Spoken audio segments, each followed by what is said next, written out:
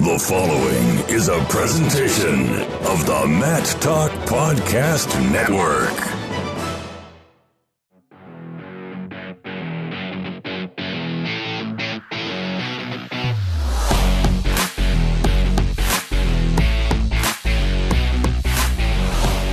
Welcome to On the Mat. I am Kyle Klingman of the National Wrestling Hall of Fame Dan Gable Museum, along with Andrew Timo Hamilton. Welcome back to the great state of Iowa, Andrew. Timo. Yeah, I'm looking down here at your plane ticket from last year, and it says Timo on there. I'm assuming that's short for Timothy. It is. Yeah, so I just thought I'd go with the abbreviated version and see if you'd pick up on it. There was remember the Mets outfielder, Timo Perez? I don't remember him. It's a blast from the past. Yeah, I like any baseball reference, so glad we could break that out with a baseball fan. Fortunately, it was the Mets, but we'll take it. I think he screwed something up in a World Series once against the Yankees. I want to say in the Subway Series he made some kind of mistake, but I could be mistaken on that one. Well, could we look that up for next edition? We can look it up right now. You can. While Andy's doing that, we have an excellent show for you. We're going to continue to knock out world team members, and this one is special. Sam Hazewinkel on the program today. He was a 2012 Olympian. Now he is a Greco-Roman world team member. In 2018, he made the freestyle team in 2012. Of course, he was a four-time All-American. Placed third 3 times and made the finals once, placing second there. He's also the head wrestling coach at the University of Oklahoma City, or Oklahoma City University, excuse me on that. So we get a chance to talk with Sam Hazewinkel on the show. Here's our Timo Perez fact. Game 1 of the 2000 World Series against the Yankees, Perez committed a base running blunder that remains infamous among Mets fans. With Perez on first base, Todd Zeile hit a long fly ball that Perez thought to be a home run, causing him to slow down on the base paths. However, the ball hit the top of the outfield wall and stayed in the park. Perez's error in judgment caused him to be thrown out at home plate trying to score on the play. So there you go. Who would have thought your abbreviated middle name would lead to this? Would be synonymous with a base running blunder in the 2000 World Series. But hey, I'm glad he made that mistake. I'm glad you're back from California. I'm excited to have this conversation. I purposely did not talk to you about what transpired in California just so it could be all organic on our radio program, and I'm excited to hear about it. Fantastic interview with Chris Pratt. I've watched it twice. I'll watch it again.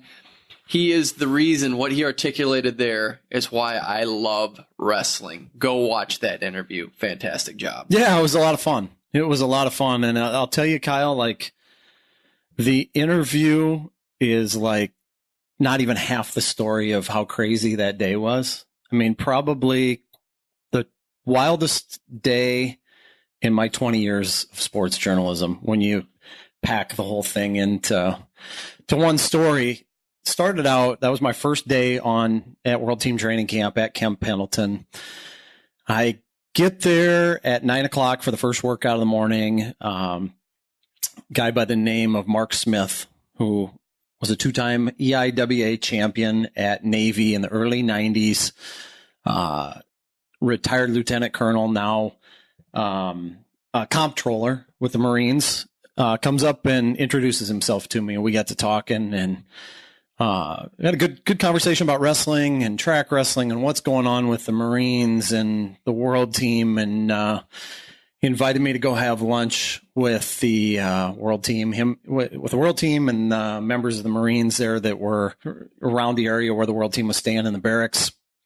So we went down to Chow Hall, and this was the night of the gala, or the afternoon of the gala, and it's probably about 1:00 in the afternoon, and he's asking me if I want to go to the gala. And I had kind of kicked around the idea of going to the gala early in the week, but I didn't have a ride up to LA. And so I didn't really want to deal with driving up Interstate 5 through the belly of the LA traffic beast at rush hour on my own. And so I didn't have formal attire for the gala either. And so I told him that, and he said, well, we could run you to, you got time to run to a store and grab some dress clothes. And we finished up lunch and he says, "Hey, I got to go to Men's Warehouse to grab a shirt. Why don't you just ride along? We don't have time to, we don't have much time to waste." And so we took off and we got to Men's Warehouse at about 10 minutes after 2:00 that afternoon. We had to be back at the bus at Camp Pendleton at 3. In 12 minutes, Kyle, I bought a pair of dress shoes, dress socks, a dress shirt, an undershirt, a belt, and a full suit that they measured me for and hemmed. We were out the door in 12 minutes. It was like NASCAR pit stop efficiency at Men's Warehouse. So we were in and out in 12 minutes and made it back to the bus, or actually changed and then made it back to the bus right at 3:00. So I really didn't anticipate I'd be going up to LA that night. So you're telling me this Chris Pratt interview, and we want to make sure that everyone's up to speed on who Chris Pratt is. We assume he's a world-renowned actor. He's been in tons of movies. I love the movies he's been in. He's just top-notch. He wrestled in the state of Washington, placed 5th.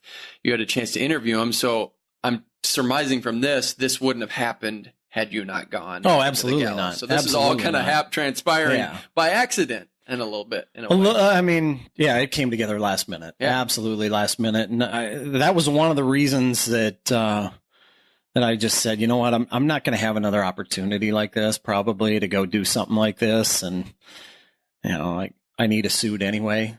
So might as well. You brought it back, correct? You have it with you. I have it. Yeah. Okay, yeah. It back with you. Yep. Okay. And so it's one of those deals where, like, you know, I didn't think I'd ever regret going, but I thought, you know what, if you don't go, you're probably going to regret not giving it a shot. And especially, you know, when a couple guys in the Marines are driving you around and making it happen, I'm not coming up with excuses at that point for why I can't go. I'm going to make it happen. They were going to make it happen. So we did it. So I hopped on the bus, rode up there with the team and some of the Marines, and what a phenomenal night.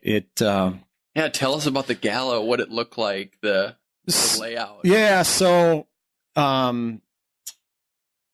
Center Studios, I think is the name of the place where it was being held, and downtown LA, right across the freeway from the Los Angeles hotel where I'd stayed a couple years ago when I covered the Rose Bowl. And they had like a kind of a outdoor type of just a social hour or so before the thing kicked off, and then moved across the street and upstairs outside, and really cool setting.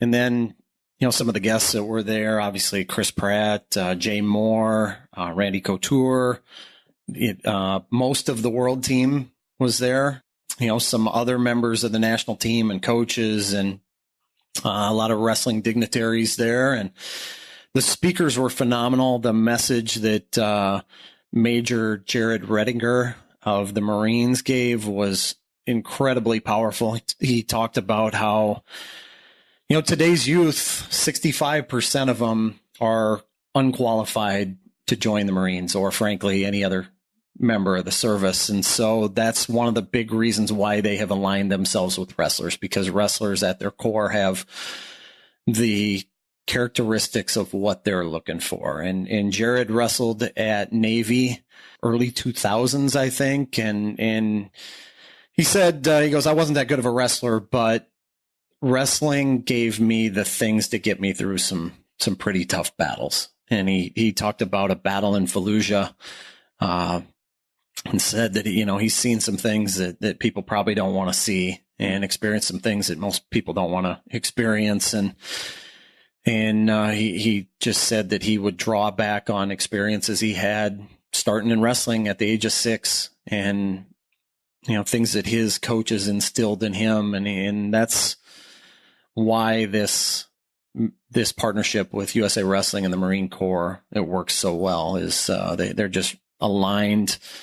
Like the way that they're aligned, the beliefs are so common and characteristics are so common. And that, the time that I got to spend on Camp Pendleton, that was an incredible experience too. Really, totally in awe of what young men and women do, the sacrifices they make to defend our country. It's phenomenal. It's mind blowing to me. And it was really cool to see just how wide-eyed some of the Marines were that would stop by practice.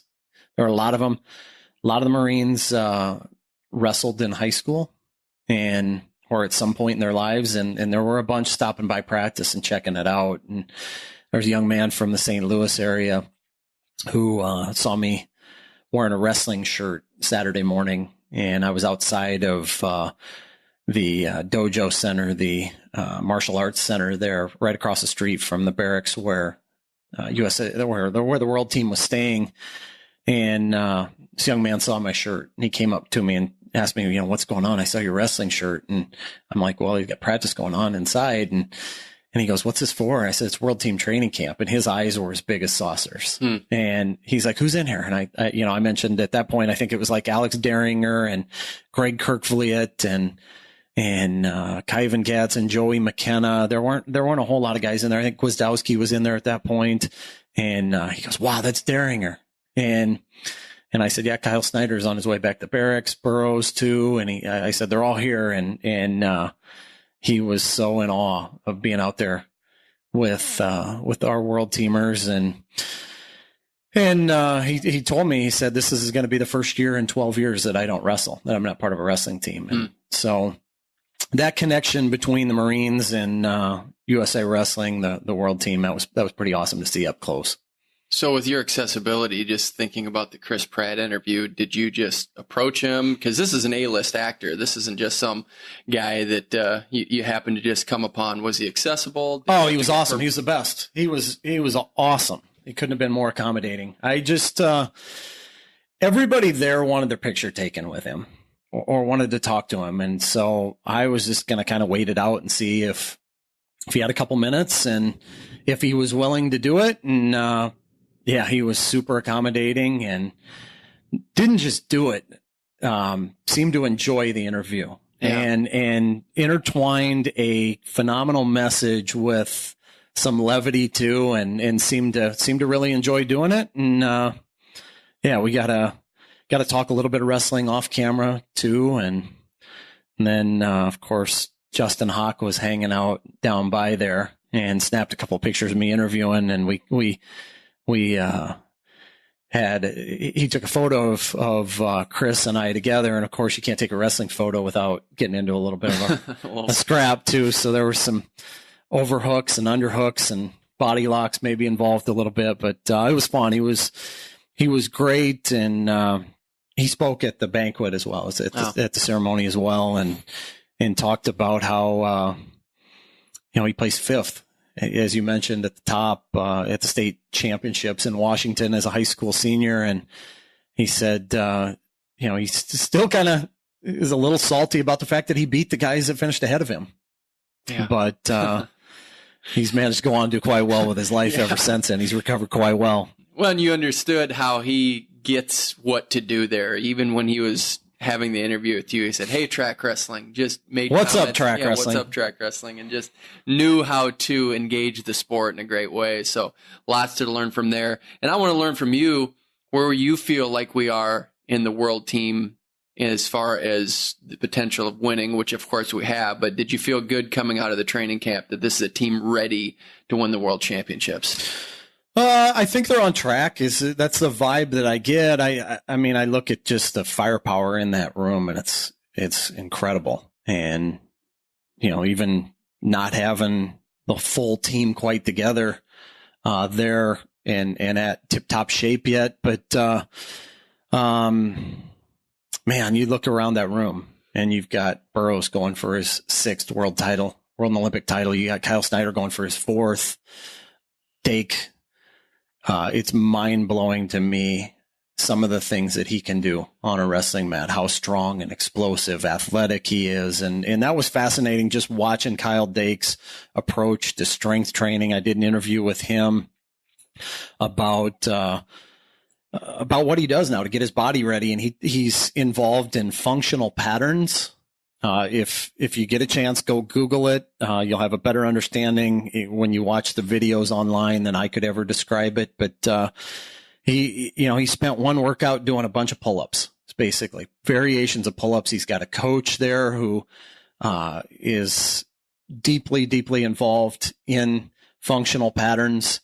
and studying how muscle groups work together and trying to get the most explosion out of his body, I think, and also feeling good.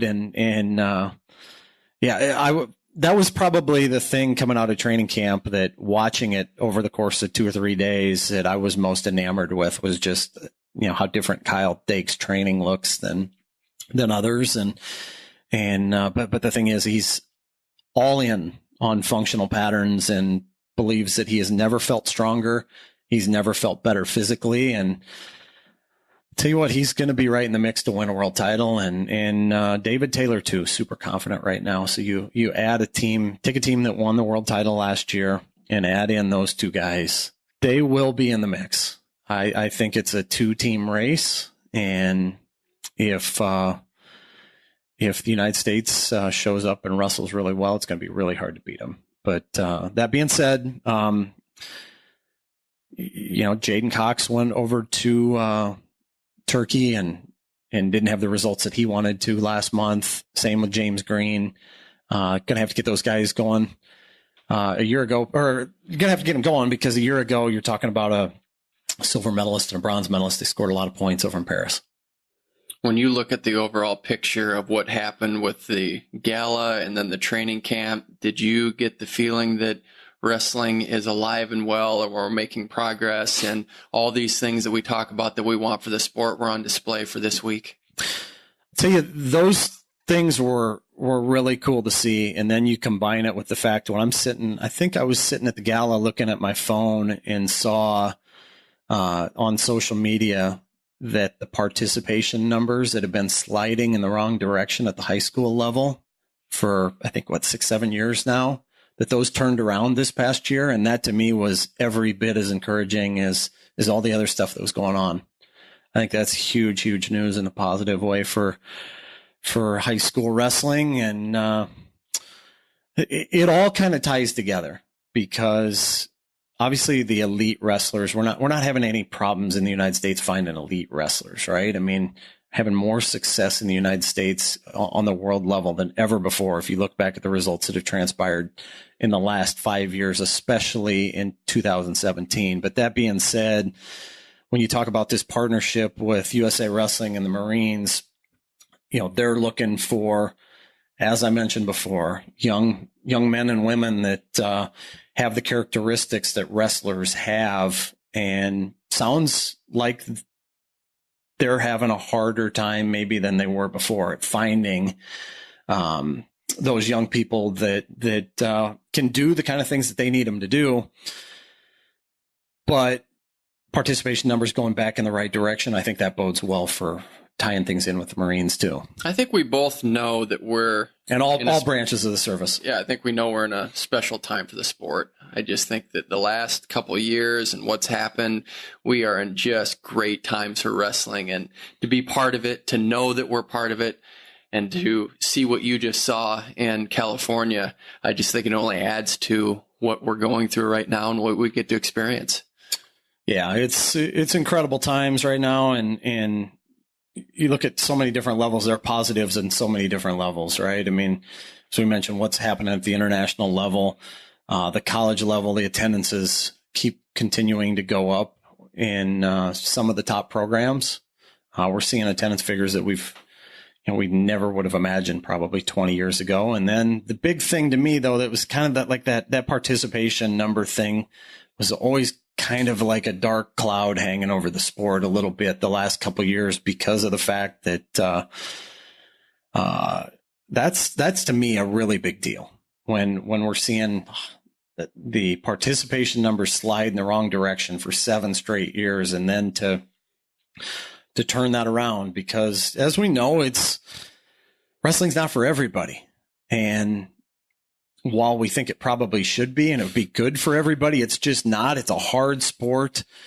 But that being said, you look at, look and listen to the things that Chris Pratt was saying about what it did for him, and this feeling that you can accomplish anything once you've been on a wrestling mat. And it goes back to that Gable quote, right? Once you've wrestled, everything else is easy, right? Yeah. Tons of good stuff in that, even from making weight that Chris Pratt talked about and how he felt like that gave him confidence in certain roles, all the way up to just feeling confident that if someone tries to take him down, he said, "You give it a try. I'll take you off your feet." And he said, "Don't try it," but a lot of fun stuff. Yeah, and he talked about not in that interview, but he talked about the Moneyball role. I think he had to lose like 30 pounds to play Scott Hatteberg's role as a first baseman for the A's in Moneyball, and he just kept checking in and said, basically I can do this. I can lose 30 pounds in 6 weeks. That's not a problem. And went out, made it happen, got the role. And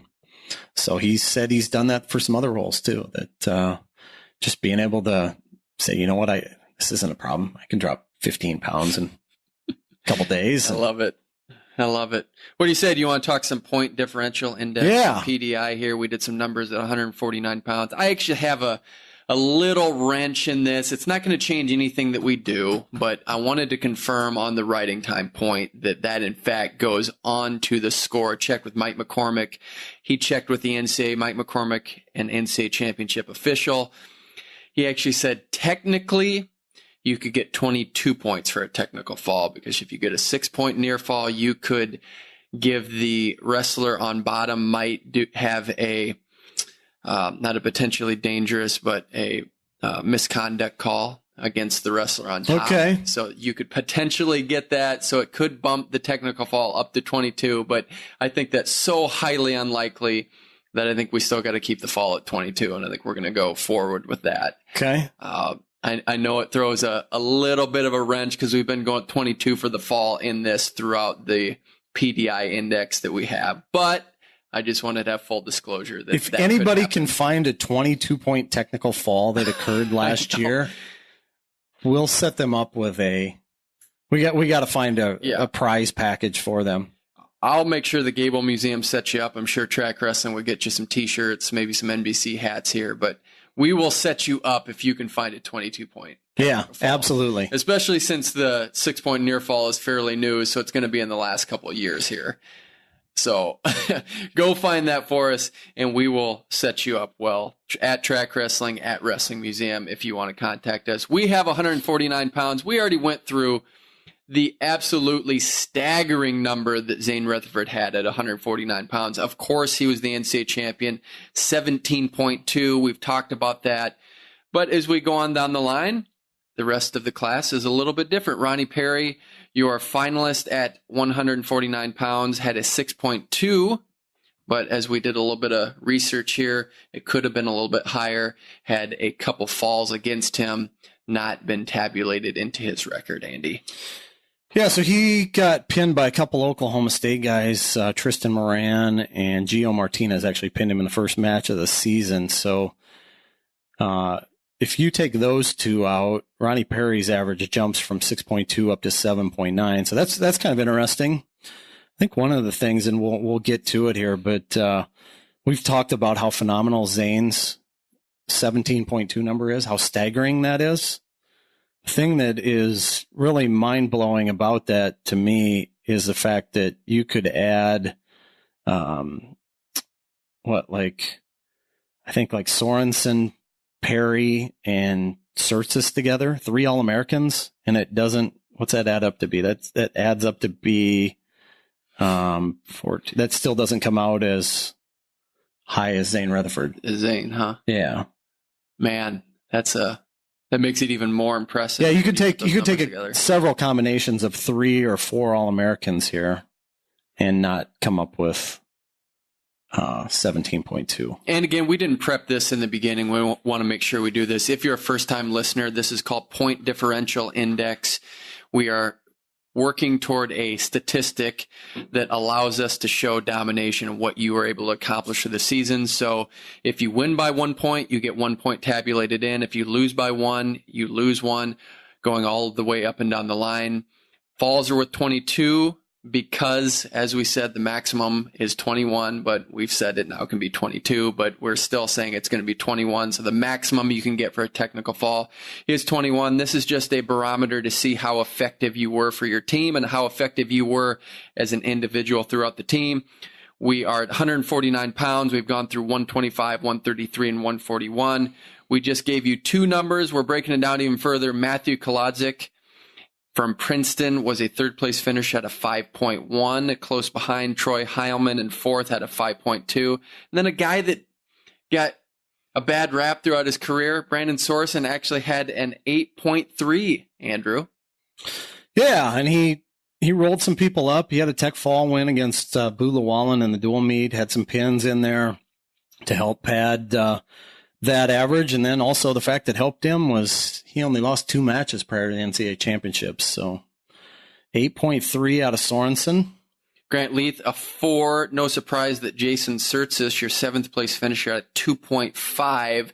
And then Boo Llewellyn had a 4.9. So I didn't compare this to their other weight classes, but the numbers overall, when you take out the 17.2, a little bit lower than some of the other weight classes. A little bit more competitive, it seems like, at 49.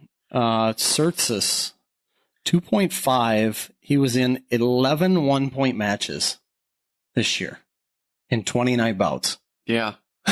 Yeah, I mean, he kept it close. He did keep it close. And it just shows you when we've gone through the data how much just getting one fall, one way or the other, skews everything. And especially with a guy like Surtsis, he had one fall in the season. You take out that 22, just like we did with Ronnie Perry the opposite way. That 2.5 is really going down. That's probably under 2 if you take out that 22 for the season. It's a big difference. Yep. And then we said Boo Llewellyn had a 4.9. So overall, 149. You saw some domination there with 7.2. As we go down the line here, I know that we have some big numbers coming up, but what do you have for expectations? We don't know the data. We do that right before the show to be able to articulate it on the program. But what do you think we're going to see? We're going to see lower numbers across the board other than some of those big names that we talked about at 184 and 174? At 157? I don't know. I think we're going to see some big numbers, obviously, with Nolf. Although he'll have a minus 22 in there for that injury default. Hayden Hidley only had 1 loss. You're talking about a lot of these guys at 57, just really low loss totals. Kemmerer, 3 losses, although he'll have a minus 22 at the end for an injury default. Josh Shields finished 7th, 4 losses on the season. So a couple of them at the NCAA championships, but I think we're going to see bigger numbers at 57. And then I think I'm really fascinated to see what they look like at 65 too, because it was such a competitive weight all year long. But the guys who found themselves on the stand at Cleveland, most of them, well, all of them have 7 losses or fewer. Evan Wick was 7, and Marinelli was 6, and Chandler Rogers, John J. Chavez was 6. But otherwise, you got a bunch of guys that had 2 losses, 1 loss, 4 losses. So not to get too far ahead, but it's always a highlight of the week, Kyle. It's fun to break talk this down about. and see what these look like. We'll break that down next week. Up next, we have Sam Hazewinkel. Our guest today might have one of the most diverse backgrounds in the history of wrestling. 4-time All-American, placed 3rd 3 times, then a finalist his senior year at the University of Oklahoma. He made an Olympic team in freestyle in 2012, and now he's a Greco-Roman World Team member, and he's also the head wrestling coach at the University of Oklahoma City. It's Sam Hazewinkel. How are you, Sam? I'm doing all right. I'm going to start using that, diverse. It is. Good word right now. I'm going to start using that. I'm going to put it in my portfolio. Think about that. How many head wrestling coaches made a Greco-Roman World Team and they're currently the head wrestling coach? I don't know of any that can say that. Pretty remarkable. Yeah, I don't imagine there's many. There's only a few of us that have done that. So And then throw in the Olympic team in freestyle. Yeah. It's got to be a class of 1, I would think. Yeah, I don't know anyone that has those credentials, but you have them. And when you think about that, when you think of the diversity, folk style, freestyle, Greco, did you see it playing out this way? No, I wouldn't say so. The idea is usually you pick one and you're good at it. And that's the one you do. And I've always loved all 3 styles, but I've always kind of figured you just the same thing. I'd get good at one and I'd do it. So I don't believe so. It's not surprising in the sense of between styles. That was just kind of how I was brought up. You do all three.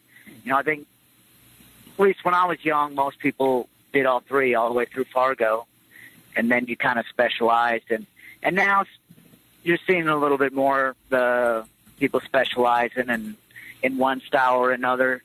But you also still see a lot of people doing all three. And the fact that I made both teams is maybe a little more kind of out there, kind of diverse.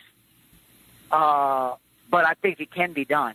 I think guys like Kyle Dake, he wrestled one of the best guys in Greco.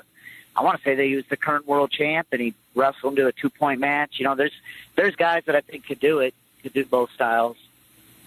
But it's still tough. I mean, it's wrestling. It's tough. You grew up in Florida, went to Pensacola Christian. I am learning now what a pretty good legacy that the state of Florida has, whether it's Chris Bono, Ramiko Blackman. Yep. You were part of that group.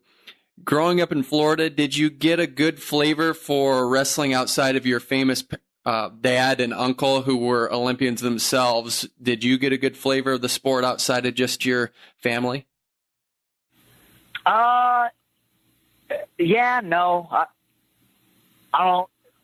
It's a complicated question to answer. I never really felt like I was in a shadow with them. They did a really good job of kind of. It was more like a light on me than a shadow. Like, hey, you have a chance to do something great. We're behind you. It wasn't at all. I never felt like I had to chase them or meet what they did. Just it was very much like, hey, you got a lot of opportunity here. Use it. And then as for different styles, that was another thing. I mean, just kind of the same as the freestyle Greco. My dad would wrestle like a Russian one day, and a Pennsylvania kid one day, and so different styles was nothing new to me. As much as you can say that, first time you wrestle a Russian it's just different, but because they're Russian, not because they had a unique style necessarily. If that makes sense. I don't know if that's the question you were asking, but yeah, I think you answered it there. And just with who we're talking about, Jim and Dave Hazewinkel, they were members of the 1972 Olympic team. It's unique in that you have this great family background. Did they talk about being on world teams? Did they talk about being on the Olympic team and their experience and try to impart that knowledge into you? Absolutely. Yeah, they made 68 and 72. They were, I think my uncle was on 7 straight teams and my dad was on 6. And they talked about it all the time. They kind of bred it into me. I remember it was really surprising me when I got to OU and realized not everybody on the team wanted to be an Olympian. I just kind of figured, like I understood it in high school, but I just kind of figured it made D1 level. Everybody wanted to be it. And I don't know that there was anybody else. Tion Ware did, I guess. And then Leitner, was training for a team, but it was just, I don't know, it was commonplace. That was the way I was brought up. It's there. Somebody's got to make the team. It might as well be you. You have the tools. Go do it. And I just kind of always figured I would. Do you think your dad and uncle know how funny they can be? I think so. I don't know if they completely get it, but I think so. I know that's what I hear most out of people. It's just, and your dad and uncle, they crack me up when they're together. It's just they just laugh. I'm like, yeah, I get it. They have whatever the joy of the Lord is. They got it. They no doubt about it. They got it. They're having a good time in life. They have a joy people don't understand. What was the recruiting pitch to get you to be a Sooner? There's a bunch there. A big part of it was I wanted to go where Tion and I had grown up together, and I wanted to go where he was, and I wanted to be in Oklahoma. So it came down to Oklahoma State, and I know one time my Spates called, and my dad gave me the phone. And he's like, the head coach, Oklahoma, the Oklahoma State coach is on the phone. I was like, all right. Like, yeah, I want to I'm there, Coach. I want to be a cowboy. And he's like, Sam, this is Jack Spade. Oh, man, that playing the game backfired. Like, thanks, Dad. So, I didn't – either one I would have been happy with. I got down to it. Leitner was at OU. I really liked him. He was, a good lightweight coach. And they were giving me a little bit better ride, and Keon was still on the bubble, and I was finally like, Keon, I'm going. You need to follow me, and then he did. So I don't know that it was necessarily a sales pitch. Just it kind of came together that OU was the place for me. What did Jack say when you said you wanted to be a cowboy? He gave me a hard time, and I don't know how well you know Jack, but he's a car salesman. He found a way to turn it around, and didn't hit me over the head with it too much, which I was happy with. But he doesn't stuff like that. He'll find a way to use that. Those kind of things I think help him more. He kind of likes when people throw roadblocks at him. He enjoys the verbal kind of mental game of going around them and using them, and he tells that story more than I do. He loves it, and I think that was the kind of why he was a good recruiter. He was one of the better recruiters, I think, of the time. It was what made him great. His recruiting was unbelievable. So I think he enjoyed it. You famously placed third 3 years in a row, freshman through junior, and then you reached the finals your senior year.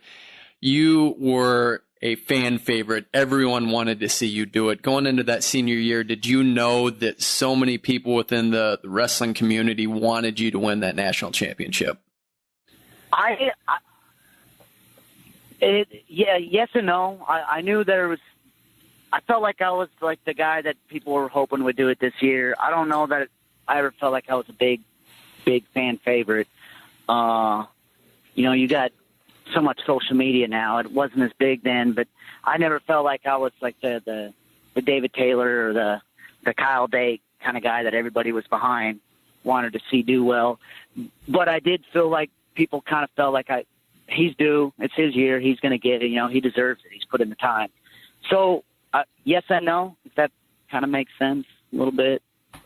Well, as we go back to the Oklahoma State question and thinking that was the Cowboys in the line, you had a rivalry with Coleman Scott your first couple of years where you guys wrestled quite a bit. And then you're on an Olympic team in 2012. Is that, as we talk about the way things play out, is that strange to think about in hindsight that one of your rivals is now your teammate on the Olympic team? Not at all.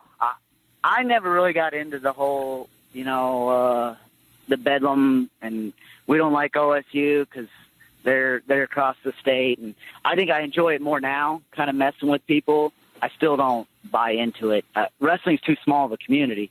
I always kind of figure there's somebody over there I'm going to be on a team with for Team USA.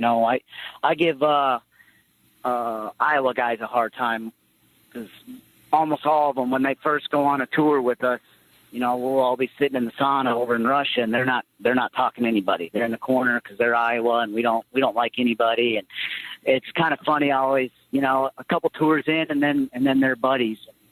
They're part of the group. It's kind of fun watching those guys, and a lot of people love that. They love that part of the sport. I never got into it. It didn't surprise me at all. I was all for Coleman being on the team almost as much as I was for him moving up a weight. I was pumped when he went up to 33. So we always had some battles, and I knew every time I wrestled him there was a very real chance to lose, which those matches are fun afterward. Coming up to them, some people are good at finding the joy and looking forward to those. I don't know that I got anxious, but it never bothered me when a tough guy moved up a weight. Like, all right, I don't have to battle him anymore. So I was happy when he moved up, and I was really happy for him when he got bronze. It was a good day, It was a fun trip. Sam, a lot more NCAA champions walk in the streets than freestyle Olympians who have gone on to make Greco teams. Coming so close to winning an NCAA title, but not quite getting it done. What kind of void did that leave you with in your career? Yeah, it most definitely did. And I don't know that I've yet wrapped my mind around it. It's something I want to try to put in words one day. I don't know if you could tell in this interview, I'm not always good at verbalizing what I'm thinking. I've always kind of considered myself a technician, and I do the same thing trying to teach. I know what I want to say, and I understand the little things in it. It's hard to get people to understand, and it's one thing that I want to figure out. It was hard. It was really hard.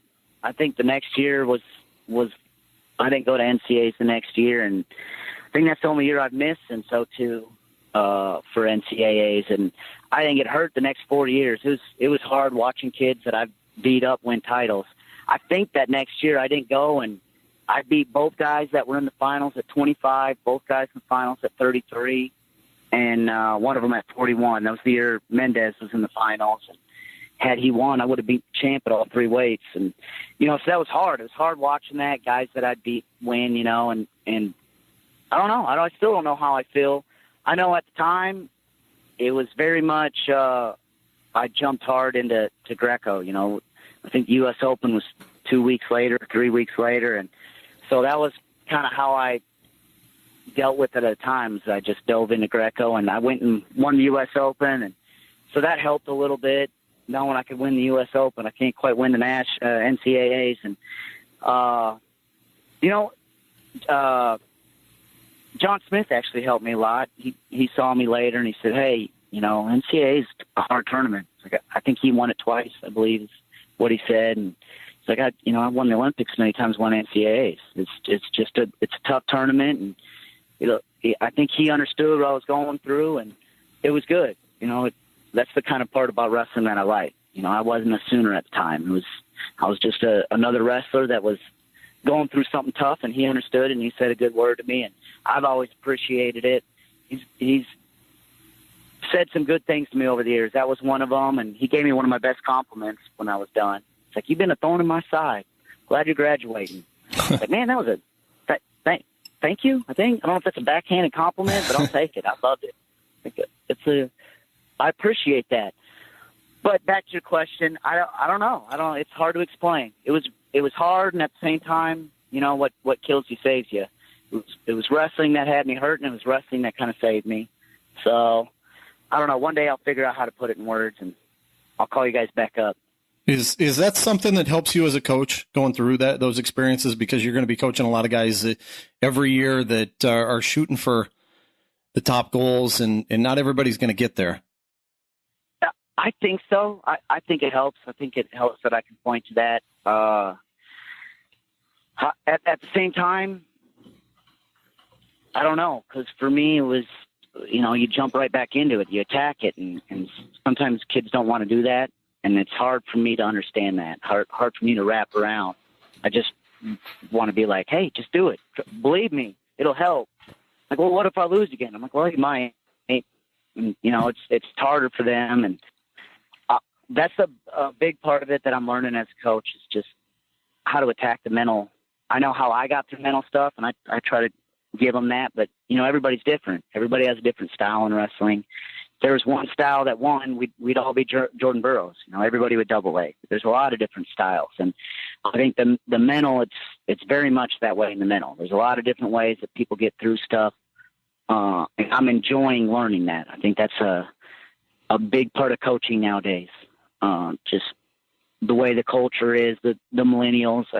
I think there's a lot more emphasis on it, and I think it's become more of an excuse. When I was a kid, you ran through the wall. You hit a wall, you run through it. And nowadays, you think about it. You figure out how to go around the wall, or over the wall, or under the wall. And I'm enjoying learning that, learning how to deal with kids and help them figure it out, and figure out if they need to run through it, and not try to go around it. And that's probably the most exciting part for me right now, coaching. After college, as you mentioned, you had success in Greco-Roman, but you went back and forth with Greco-Roman and freestyle, had success in both. You made your Olympic team in 2012 in freestyle. What made you decide to settle in on freestyle and make that your team that you were going to go after? I was having a hard time beating Spencer Mango, was part of it in Greco. I felt like I could make the freestyle team. Those guys that had been controlling it for so long, the Sammy Henson and and Stephen Abbas and, T. Moore, that those guys have been the top 3 for so long, and they all were done. And that kind of opened up. And the guys that were battling, I'd wrestled and been there right there with. I think the year before, it was maybe Cejudo and Simmons were in the finals for maybe the U.S. Open, and I was watching it and thinking, like, I saw Simmons all the time. Maybe I need a dabble. And it was tough, just that whole idea. You got to stay. You pick one and you stick with it. You don't run from stuff. That's not what we do in wrestling. We face adversity. And I remember calling my dad, and I was like, man, I'm kind of thinking about freestyle. And he's like, it's about time. I was wondering when you'd do it. I was like, oh, yeah, that was not what I was expecting, Dad. Like, it really helped. It made the decision a lot easier. And then I jumped in with both feet and was on a team 2 years later. And part of that, I wrestled Sunkiss Open in 2008 or 2009 and made it to the finals in freestyle and had a great match with Felix. And then I believe he made the world team that year. I was like, well, I maybe need to jump over. And then that first year doing freestyle, I won the Sunkiss and I beat Obi Blanc in the finals. And then he ended up making the world team that year. And so I knew I was right there in the mix. And I think I enjoy freestyle better. There's a lot more going on. I'm a little ADD-ish. I like the action. And I think I enjoy freestyle a little more. I think it's safe to say I've always been better at Greco. I've just always been, I think I was ranked in the top 10 a couple of years in Greco. Never made the top 10 in freestyle for the world. So also hadn't made a world team in Greco until now. So I don't know. I like them all. It was a fairly easy switch once I did it. Once I jumped in, it wasn't hard to stay in. And freestyle's bigger in America. That being talked about, that part's fun. People know who you are. And that's something I think we need to change a little bit. And it seems like they're trying, get the Greco team known a little bit more. And I would like to see that happen. I mean, I'm on my way out, but I would like to see it happen. I think it'd be good for the sport and good for the Greco if we started pushing them a little more. But it is what it is. Am I right that your dad did not watch you live in college until your final tournament, the NCAA tournament, your senior year? I think he made it to nationals every year. I believe it's been hit on the head a lot, but I think he made it to nationals every year. But it's very possible he wasn't there until my senior year. Okay. I know he didn't miss a match until college, and then I don't know that he ever made it up to Oklahoma for any of the duels or any of the other tournaments, but I believe he made it to nationals every year. Does he come to your international competitions? Just when I was on the Olympic team. I think that's the only one he's been to. He doesn't travel as much anymore. Starting to get a little bit older now, getting a little, he can't remember things so well. So he doesn't so much like traveling anymore. Now which is all right. The decision. He put a lot of time into me. So you're 35, and what spurred you on to go for the Greco team this year? It's a fascinating story that you kind of came out of nowhere, just in that I wasn't expecting you to try for the world team trials. What precipitated this to make you want to go out for the team?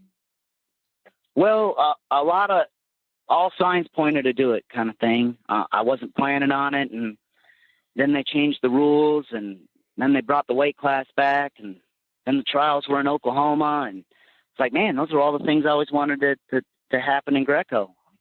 This is my chance. I never made a Greco team. I need to go do it, and so I did. I felt, like a lot of guys do, going through that kind of midlife crisis. Like, I still got it. I'm coaching, and I can hang with these guys, and so I decided to go do it. And it won't happen again. I can tell you that. The training, it's getting tougher every year. It's taking a couple years off and trying to come back and train like you do when I made the Olympic team, when I was at the peak. It's been a battle, and I'm glad I did it, but this will be it. I got that out. Whatever it was in there in the system, I've gotten it out. I'm ready to go compete, leave it all out there this year. So how do you balance that? You are a new head wrestling coach. You're the head wrestling coach at Oklahoma City University. You were an assistant at Central Oklahoma. How are you balancing coaching and getting your team good and competing for a world championship? I don't know. I go from one to the next where I haven't had time to. I don't have time to really sit down and think about it. And it's probably a good thing because I think I get overwhelmed. It's keeping me busy for sure. But I'm loving it. You know, I'm loving it. I think the guys on the team love it. I'm out there training with them. You know, I went out and I was up at 5 this morning, over there by 6, running with the team, lifting with the team. And then I went and recruited all day, and then went to practice. And now I'm on my way home, gonna mow the yard, you know, and repeat tomorrow. How much different is the training when you were training for 2012 versus now? You talked about it being a grind, but you do have to make some adjustments. What have those adjustments been? Yeah, the most I spend more time recovering now than I do training, which was hard to figure that out going through it. It's really hard now. Just, you know, you're brought up in wrestling. You got to train hard. That's what we do. We grind it out. It's a tough sport. You gotta be tough. When everybody else is done doing sprints, you do one more, you know, and it's been hard to not do that, because I want to, and I feel like I need to wrestle well. But the last 4 years that I wrestled, I had 4 surgeries in 4 years. You know, it finally clicked in that last year, that I can't train like this. I got to learn to kind of peak and, back off, and it's not fun. I've always been a fan of getting shape, staying in shape, because as anybody that's wrestled knows, getting in shape is not fun. It's hard. You're sore all the time. You're beat up, and it does not get easier as you get older. But it's what I've kind of had to learn to do. It's very up and down.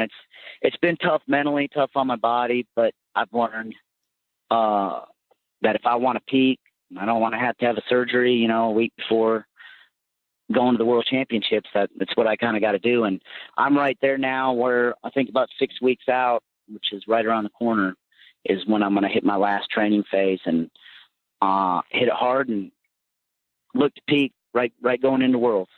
Do you mind the travel that goes with this? You were at a training camp recently where you have to go out of state and you'll have to be in Hungary here coming up pretty soon. Do you mind the travel?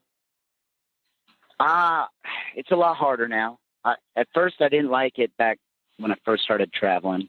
And then I loved it. Seeing the different cultures, eating the different foods, training with the different guys. I loved it. Now I'm torn on it because I do enjoy it a lot more. I realize, you know, I won't be doing this again, competing. So I'm enjoying it. But at the same time, I got a lot more responsibilities. You know, I can't be gone 2 weeks. I can only be up for a week. But, you know, I've only been here a couple months, so it's hard for them seeing me gone and knowing I'm the first year as a head coach, and so it's tough in that sense. Like I got a lot I got to do, and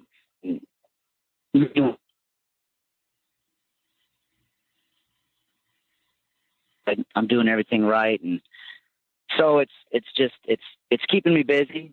So that part of it's kind of hard, but I love it. I'm enjoying it. I'm in a weird situation where I'm kind of a coach, kind of a wrestler. So I'm taking it all in at the camps because I'm trying to do the wrestler thing, but I'm watching the coaches more and trying to learn what they're doing and watching the guys and wanting to coach them without being that guy on the team, you know, that guy that knows everything, especially when half the guys on the team, this is their second, third team in Greco. It's my first. So it's fun. It's a lot of fun. A lot of different things going on, and I'm just trying to really enjoy it. Sam, during my couple days out there in Vegas for Greco camp, you were spending a lot of time rolling around with Dalton Roberts, a guy who Matt Lindland is really high on. I just wanted to get your impressions on Dalton and your experiences being around him during these couple camps so far. He's a great kid. He's the future. I understand why Matt was high on him because I'm high on him now. You know, you look at him and you don't know him. You kind of think like he kind of looks young. He's kind of wiry, and that kid is strong and smart and tough. I love it. I love the way he wrestles. Any kind of technical stuff he's missing, he makes up for it in just old fashioned grind. He works guys and works them and works them. And on top of that, he has great technique. You know, I felt like I was pretty good at Greco at I think he's 19, and he's way ahead of where I was at 19. I mean, way ahead of it. It's keep your eye on that guy. He's going to do great things. I'm really excited about watching him wrestle. So we mentioned you went to the University of Oklahoma. You coach now at Oklahoma City University. Norman is close to Oklahoma City. How much do you tap into the resources that the University of Oklahoma has, whether it's through their club system or the college guys? How much are you using that program? I'm using it all I can. And it's harder nowadays with compliance.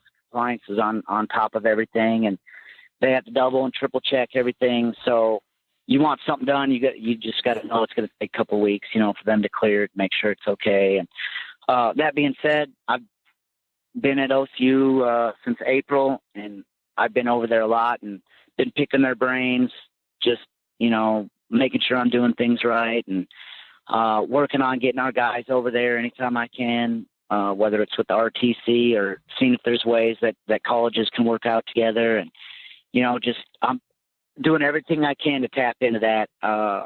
And I do the same thing with UCO, you know, coming from there. And I've been letting their guys came down and worked out with me a bunch this summer because they were between buildings. They're getting a new wrestling room built, and the old one got torn down, and there was like a month there the new one wasn't ready yet. And so those guys were coming down a lot, training. And it seems to me when you surround yourself with tough people, better people, good people, you get better faster. And I think the more the schools can help each other out, we get better faster. And of course that's going to help me the most. I'm the NAI, you know, they're the bigger division. So I don't know how much it'll help them, but it really helps me a lot. Hopefully I'm giving back to them somehow, helping with their teams. And so far everybody's been all in. They're helping out any way they can. They understand that I'm trying to train and coach a team. And so thank Coach Stidley, Coach Roselli, Coach Smith. You know, I went and worked out with Fix before the U.S. Open, you know. So they've all been helping out any way they can, and I appreciate it. And that's part of what I love about Oklahoma. You know, we're all just Okies. We love some wrestling. What's your relationship like with Lou Roselli, who you mentioned is the head wrestling coach at Oklahoma, and then Eric Guerrero, who's the head coach of the club program? What's your relationship like with those guys? I met Lou right, you know, when he came in. I was at OU, and I was one of the ones that left. And, you know, I met him. What stuck out to me when I first met him is that he was very upfront and honest. He didn't play the game. He didn't tell me what I wanted to hear. He just told me, here's the deal. And I love that about him, because it made it easy for me to decide what was best for me. And that's my kind of guy. You know, I don't know if it's that I'm not good playing the game or just that old school.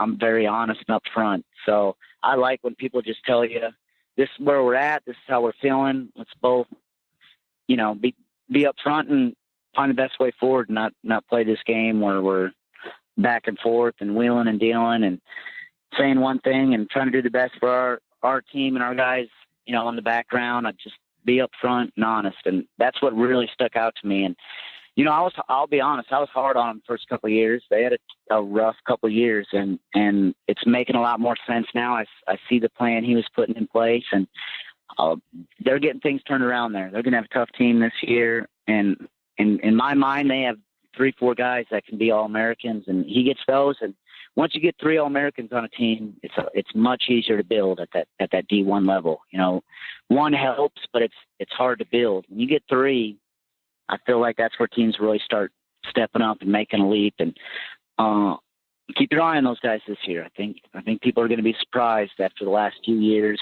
and not just since he's been there, the last 10 years. It's been rough at OU, and I think that's finally going to start changing this year. And I'm excited to see what all happens there. We have a couple standard questions that we are asking head wrestling coaches on this program. Oh, boy. The first is, how do we make dual meets more exciting? Andy and I have this ongoing commentary that we want to see cumulative scoring. We want to see if you win by 5, you get 5 points for your team.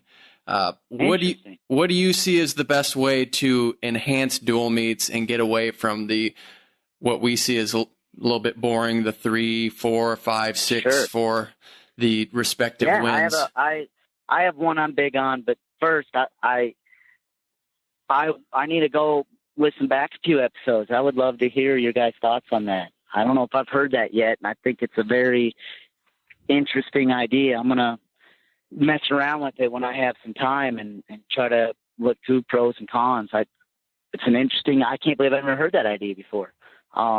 You've piqued my interest. But to answer the question, the one that I really want to do, and I'm going to do it this year at duels for my guys. I don't know how it'll, I won't be able to do it for other teams, but hopefully other people will pick it up, is I'm going to really try to bring in a lot more numbers like baseball, and I'm going to keep track of how many attacks a guy does in a match and how many of them he finishes, and be able to throw out stats. He's shooting 16, he's hitting 16 attacks in a match, and he finishes 50% of his shots, and he only gets scored on 20% of the time, or this guy only shoots three shots in a match, but he's 75%, which I guess that's impossible.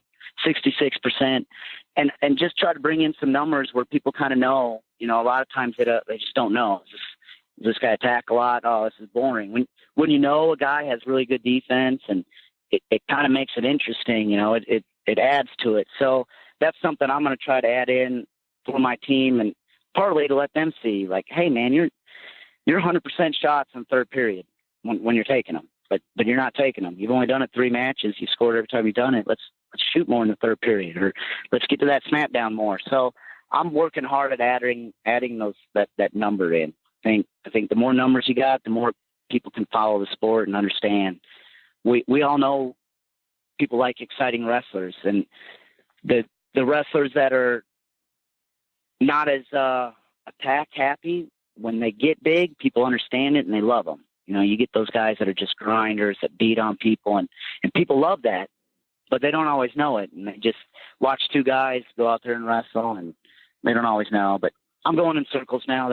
That's my big idea that I feel like it helps. That's awesome. Yeah, you're talking our language. Andy's a statistical guru, especially when it comes to baseball. And our complaint has been there's not great statistics, and we're trying to create one called point differential index, where you just have a series of points that you get. So if you garner a 5-point win, that goes to your total. If you lose by 5, it goes against you. And at the end of the year, you have a point differential index. So we're trying to tinker around with that a little bit. So you're speaking our language. Our next question, is about pop.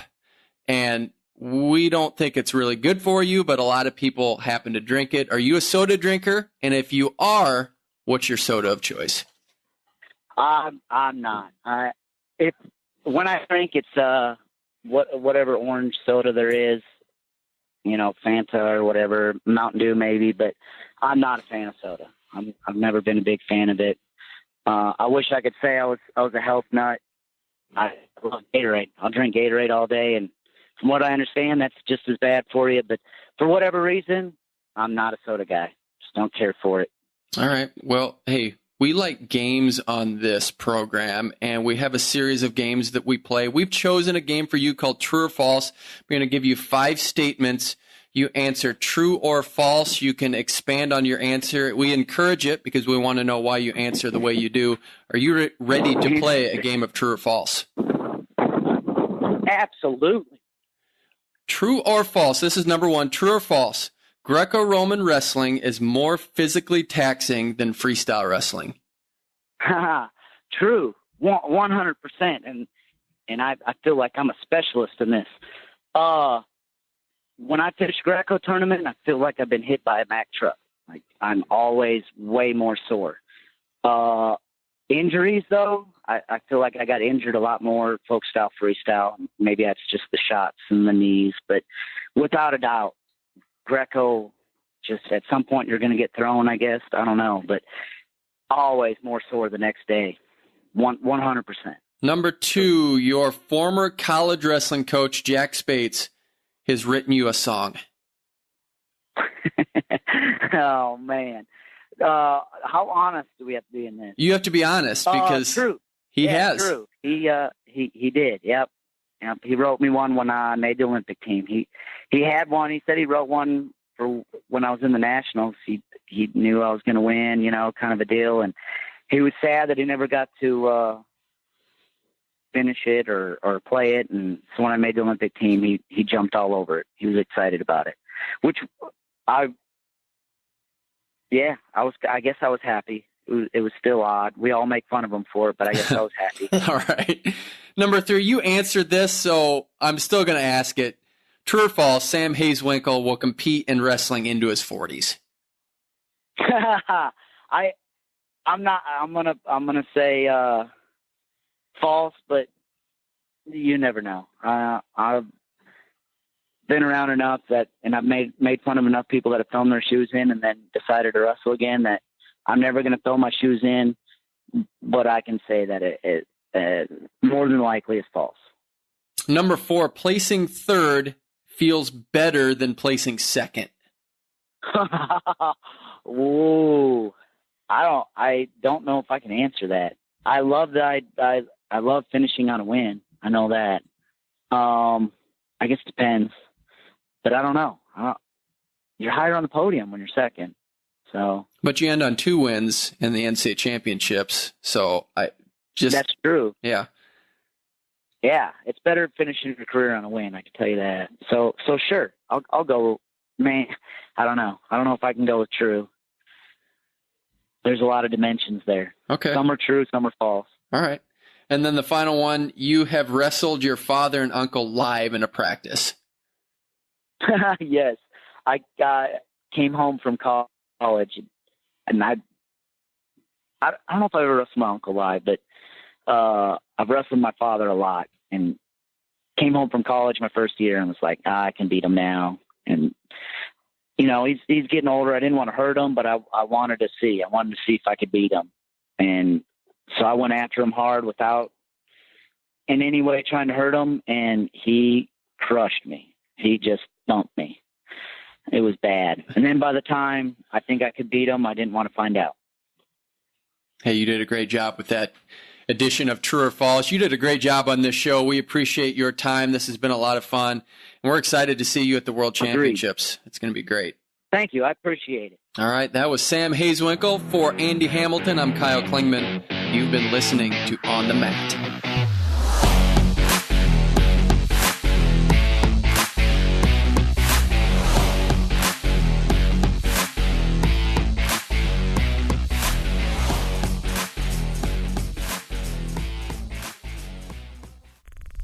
This show is part of the Mat Talk Podcast Network. For more wrestling podcasts, head over to MatTalkOnline.com.